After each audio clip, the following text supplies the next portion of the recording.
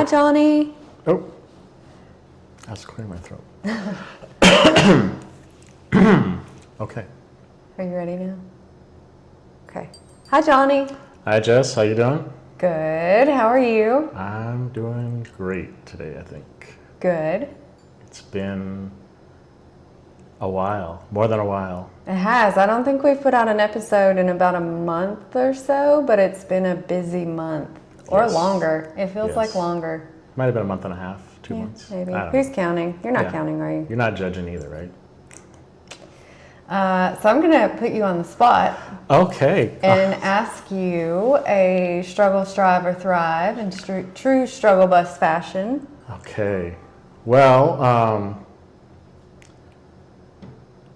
struggles have been numerous for a while now, and I'll go into that probably sometime in the future. But I've been struggling to find time and peace Yes. recently, and it's been challenging. It's been challenging. Yeah. But in terms of a strive, thrive, or success, I think I've kind of got the tools in the toolbox to help manage that now, and am getting to a better place where I can at least manage. Good. That's good. And that's actually the topic that we're going to talk about today, which is self-care. As caregivers. As caregivers, yes. Yes. Yeah. So do you have, now it's my turn, do you have, kind of a top 10, top 2 or 3, things that you do or look to in that regard? I do.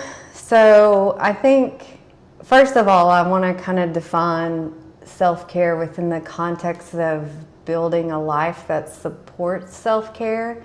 And I know for a lot of us, like choosing to have a special needs child or children, in your case, is not on the radar. I think for most of us, it's not something that we walk into. And I say that all full and well knowing that I'm an adoptive parent. Yeah.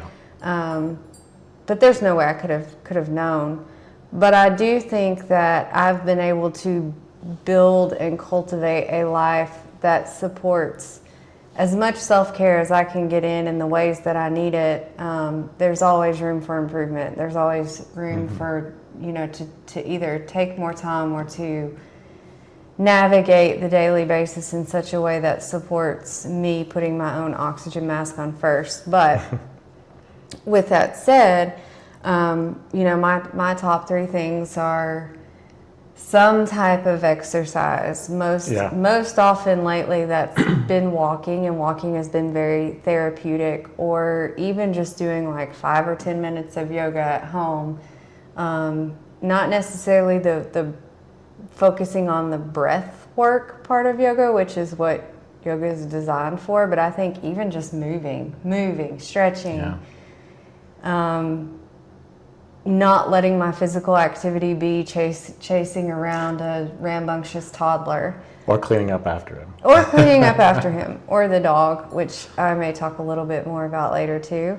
My second recommendation or thing that I do is just to have hobbies, right? And I when we were planning to record this podcast, I was like actually doing research on my own self-care habits, and I'm thinking, well, what hobbies do I have that I stick to consistently? But even this podcast, I mean, this isn't our full-time day job. We put a lot of time and effort into producing these podcasts, but it doesn't feel like work. This is an outlet for me. It's an outlet not just to talk about Avery and Paxton, and all things special needs, but it also gives us room to talk about ourselves and what we're going through. So I do find it very therapeutic and consider it part of a self-care regimen.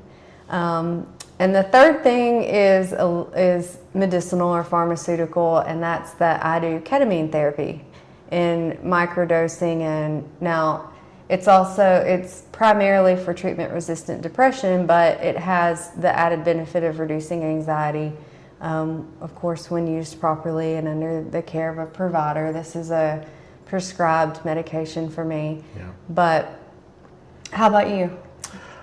For me, I mean, kind of similar actually. So I would say in general, I try and carve out time for myself. And that could be for anything like walking, like you said, or going to the gym, something to kind of get some of that, I don't want to say aggression, but some of that energy out, you know, maybe be it worrying or nervous energy, anxiety, whatever, or carving out time to read. I've got a small library of books that I'm trying to work through, not very quickly or fast enough for me. And then more recently, writing. You know, kind of gotten into that a bit too. So, you know, granted, the time I carve out for myself for these things is typically at night because the kids are in bed. Yes. Right. The second thing I'd say is,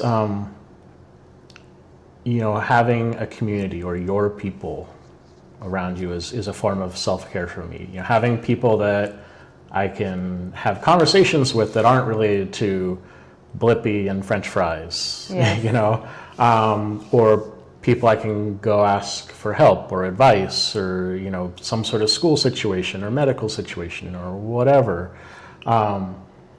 Just having that available to me is a self-care item. So I don't feel as isolated or like I'm on my own to some degree, but I'm not on my own, if that makes sense. So, would you define your community as small, as like when you say community, right? What does that mean to you? Good question. I mean, I'd say I have several communities. So there's I'll say the in-person community, right?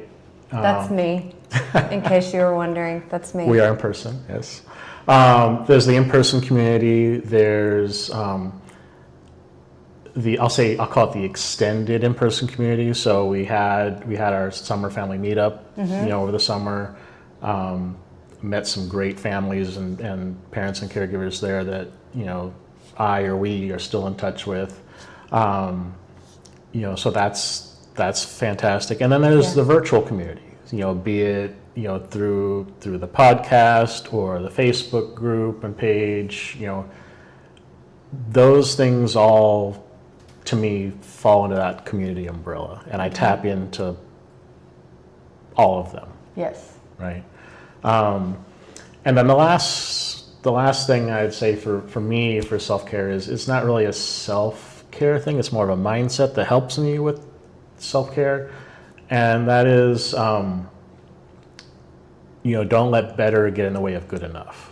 That's a good one. Right? Like or as people would say, don't sweat the small stuff. So it's like, okay, we're driving to the store or something like that, and all three boys take off their shoes and socks in the car. Okay. They're sisters because they know that I don't want the boys to do that, you know, start saying, put on your shoes, put on your socks, and you know, and they get frustrated too. So I just have to say, you know what, it's okay. When we get there, we'll put shoes and socks back on. It's not a big deal, you know, or, you know, they'll be arguing about, who knows, something. And it's just like, you know what, it's not the end of the world. Let's finish what we're doing and then we'll worry about that. Yeah. Right. Yes, I think not sweating the small stuff or accepting good enough sometimes is probably a difficult but yes, it is. Definitely practiced mindset. Yes. And I think along the lines of self-care, this has been something for me that I've been learning over the last few years with Avery. You know, and to some extent with Paxton, but not so much because he's pretty self-sufficient at 17. Right. But it's not easy to slow down. It isn't easy to not jam-pack the day or be thinking about what other after-school activities or therapies or, you know, how can I fit in a yoga class outside the house or something like that. But I have learned to embrace the slowdown which has helped my mindset Yes. in so many ways, because I am a rapid fire person. You know this, and you know, sometimes I get restless and I cannot sit still. And that's oftentimes when I know that I need some type of element of self-care for realignment and regulation, you know, self-regulation. Yeah. Yeah, I mean, I say, you know, better gets in the way of good enough, but I mean, like you said, that's a very, you have to be very mindful. I mean, the term I use a lot these days is intentional living, right? You have to live with intention and practice that mindset, and it absolutely is not an easy thing. But as you try and make that conscious effort, or as I try and make that conscious effort, you know, I start to recognize these situations. You know, it becomes easier for me to recognize these situations, and I respond to them faster by, you know, in my head, I say, you know, fuck it. That's not important. You know, in real life, verbally, it's like, you know what, we can worry about that later. Let's focus on this, or, you know, whatever it is that's happening. But, you know, that I'm starting to recognize those occurrences, or those opportunities, I should say, faster and more frequently. Yeah. And it's just something you have to practice. Yes. And I think intentional is a good word as we're talking about self-care. I think oftentimes self-care is like this glow-up idea of, you know, I need to get my nails done, or I need to have 5 days at the gym, or, you know, and a lot of times for us those aren't feasible. If getting your nails done is self-care, I'm in that club too. So, but no knocks there, but being intentional about the way you build your day in a controlled chaos, because there's so much in our days that we can't control. But if you don't even necessarily have to carve out time for it. You have to find the opportunities as they exist in different pockets throughout the day, each day. Because nobody really knows what's going to come at them that day. But I think for us as caregivers of special needs kids, there can be a wild card every day. Yes. And even on the days when we do have to deal with wild cards, or, you know, say you're at the hospital, or you're at doctor's appointments, or you're just going through the routine of every day, there's always an opportunity at some point to be really intentional about where your headspace is, what you're doing with yourself physically, emotionally, mentally, you know, and I think, kind of coming back to community a little bit, it's easy for us to isolate ourselves. It's easy to feel isolated. It's much more difficult to try and drive community. It's more difficult to find your tribe, or find your community, or find those people that you can reach out to. But I found that even like little self-care things, like, heaven forbid, I'm in a meeting or on a webinar or something that I'm listening into, and I've got like 2 or 3 minutes before my next call or my next thing. Sometimes it's as simple as just sending out a text message to someone who's on my mind to say, you're on my mind. Hey, like, I took 2 minutes out of the day to acknowledge that I was thinking about someone outside of my situation, outside of the have-to-dos, and that brings me joy. To, like, even something as simple as letting someone know that I'm thinking about them. I don't need a response back in the moment. I don't need a response back necessarily at all, but that's also something that I've come to internalize and believe in, and just like kind of sending that one good wish out there for the day, or once a week, or whatever, you know, that brings me a ton of joy. Well, and certainly the recipient too, I would assume, right? I mean, most of the time, right? So, I mean, and yes, everything you just said, yes. I mean, and the other thing I'll add, though, is in terms of carving out time and stuff is, you know, I work remote 100% of the time, as do you. Right. Which I think all of us would like. I mean, it has its pitfalls too, but I mean, a lot of people kind of like, well, I would love to be able to work from home and take care of my kid all the time, but the reality is, even if you work from home, you can't take care of your kid all the time. No. But what it does allow, I like to get out of the house and not work in the house, because I'm in the house, taking care of the kids and all that stuff already anyways. So be it going to a cafe or, more recently, last couple months, I got Starlink was on sale, so I got the little Starlink dish, Yes. and it's $50 a month for service, and I'll go to the park and work at the park. Yes. Even if it's only for like an hour and a half in the morning, before I have to go to some other appointment or whatever. Or if it's a day where I know I'm going to have a bunch of back-to-back conference calls or something like that, and I don't necessarily have to be sitting at my computer, then I'll do the same thing. I'll go to the park. I mean, I can bring my computer, but I'll go to the park and set up the hammock and do a conference call in the hammock or something like that, and hope I don't fall asleep on the conference call. But just something as simple as changing your venue, your setting, helps with that kind of mindset, at least for me. Yes, and I think, probably for those of you in our community that are not able to work from home, to some degree going to work is probably feels like a little bit of a reprieve. But you mentioned that I also work remotely, and I have for a long time. But that's also a very intentional decision. Yes. Right? Yes. And with that comes some sacrifices. So,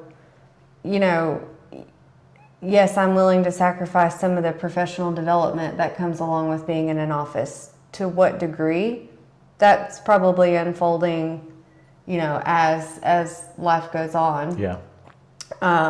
But I could not take care of Avery and work from home. Right. Now, are there occasions like Monday he was out of school and I had to work? Well, most of you know it's not easy to find a sitter or someone consistent to keep the kids when school's out. So you juggle and you figure out what works best for you. But I know sometimes those days can be very stressful. So and it could have been Monday. I don't know. We walk. School's out Monday. Yeah. But you and I walk, and we typically find time, at night to work on things, whether it's asynchronously or we're working together online or we're working together in person.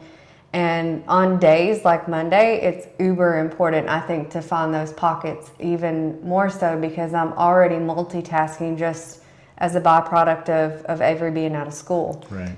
Now, I realize that like our situations probably don't apply to everyone out there, but I think we cover the breadth of, like a two-parent household versus a one-parent household. And something else that I wanted to point out as part of this is Avery has a safety bed. So the nighttime tends to be the best time to prioritize what needs to happen. And so like there is some routine in that, but Monday he's kind of been wild and about all day.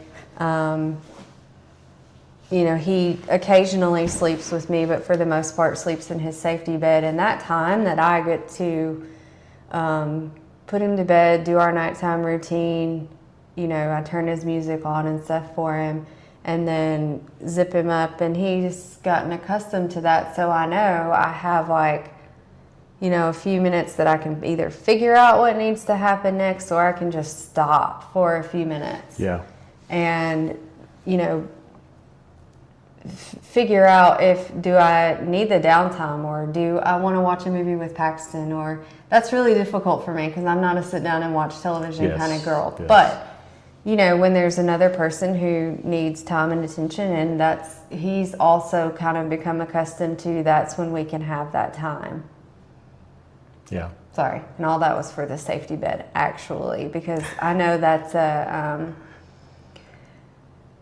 I feel like it seems pretty obvious that a safety bed might be part of a self-care regimen, but I also realize how difficult it is to get approved for those kinds of things. Yeah. But if you were to prioritize some of the things in the house that help me have the time that I need, that's one of them.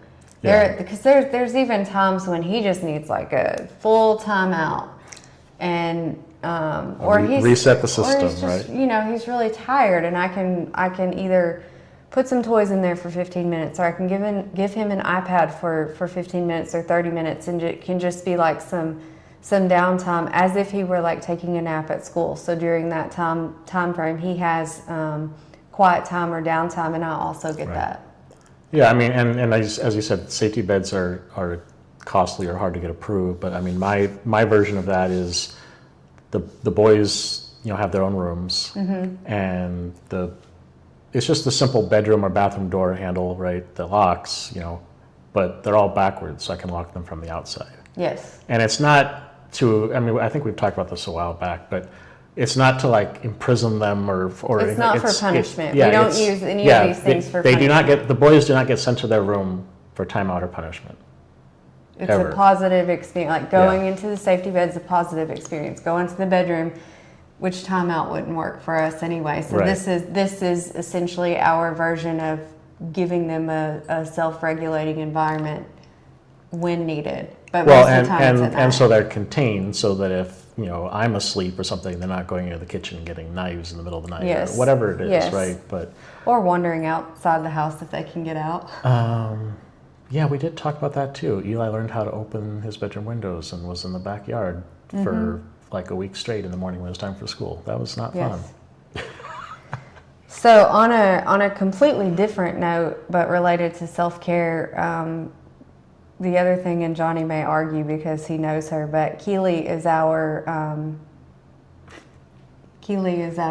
therapy dog. Yeah, therapy dog. I'm totally blanking on the word. Service dog. She's our service dog in training.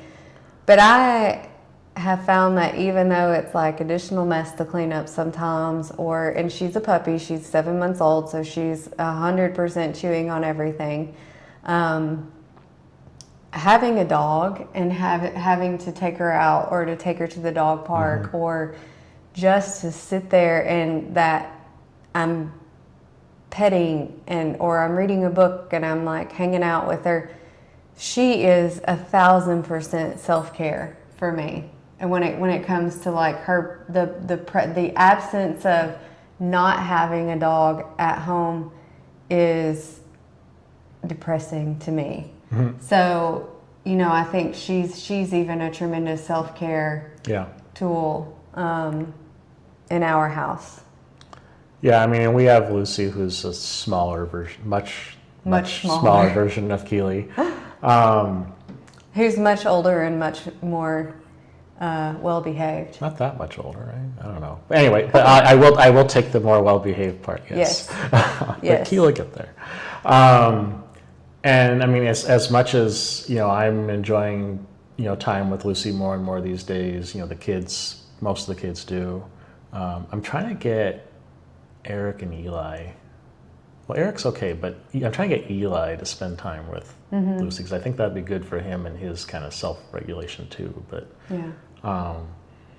yeah, I mean, the girls take care of Lucy, but the routine, it's self-care for them. The routine of feeding her and taking her out for walks, and I'll take her out for walks sometimes too around the neighborhood. But just having that routine or that opportunity to break up the day, right, is helpful. Yes.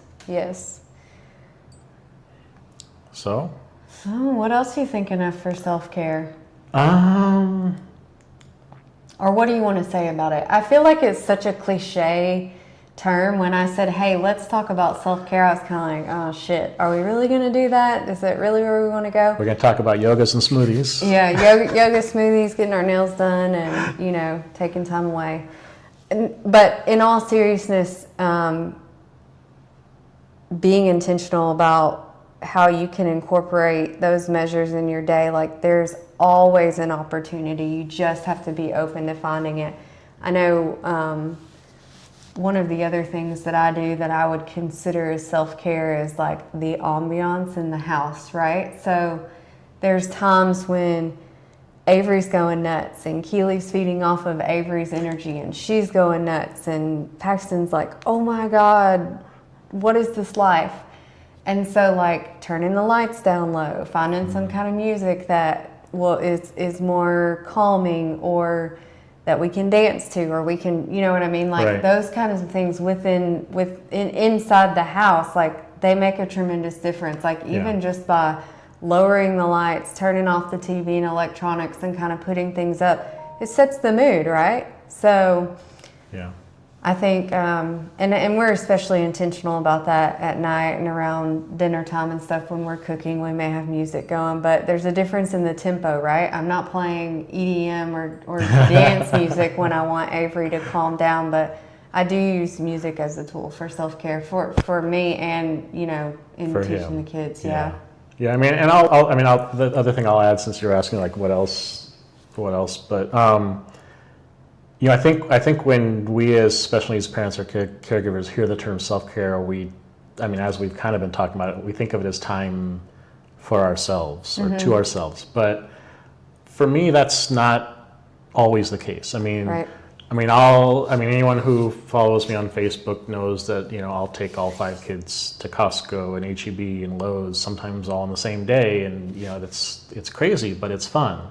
And then more recently, to kind of help the kids, you know, health-wise, you know, we're buying groceries, or I'm buying groceries, you know, on the weekend or whatever, trying to plan dinners for the whole week at a time.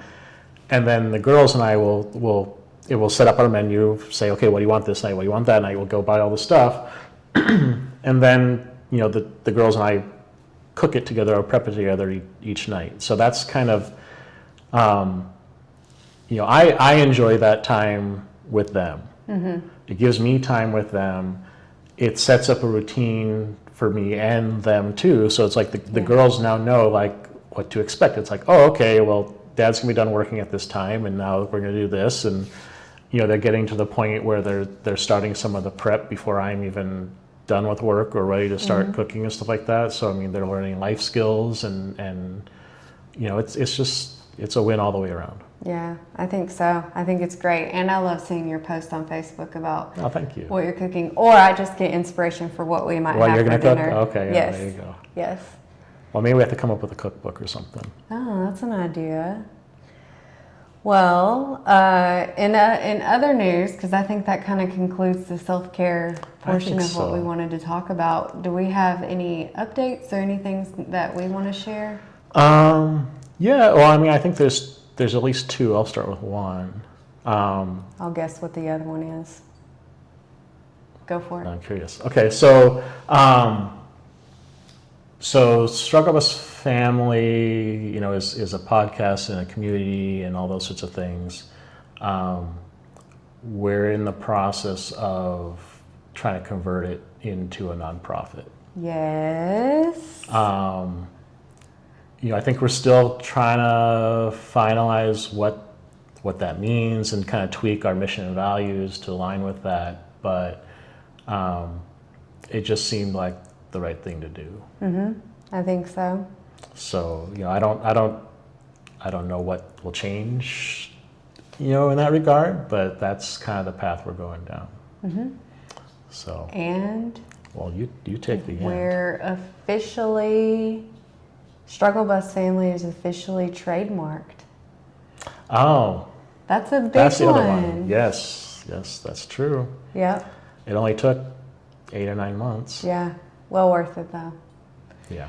And we have one other big update, which is slightly probably to blame for our lack of recording lately, but Johnny and I did recently launch our own creative services for small businesses consulting firm. So we also have that going for us, and I would say that's right now that probably feeds the self-care engine, but Yeah. What's it called? it is called SBF Studio. So true inspiration from the Struggle Bus family for our business endeavor. Yeah. Well, I think that's in part at least because we're trying to take the same approach, you know, we do with the kids to the entrepreneurs or small businesses that we work with, right? Yes. You know, meeting them where they're at, and you know, all those things, you know, I think apply in both spaces. Yeah, I agree. Well, thank you for tuning in today. I'm sure we will get something recorded before next month again. Next month is only... Oh shit, maybe week not away. next month. I totally take back what I said. Maybe not next month, but within a month we will have some new content out, and we're also thinking of hosting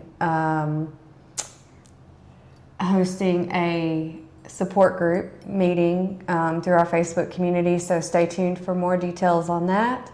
And we may potentially do another meetup sometime this fall into winter, so we'll keep you guys posted on what's going on with that too.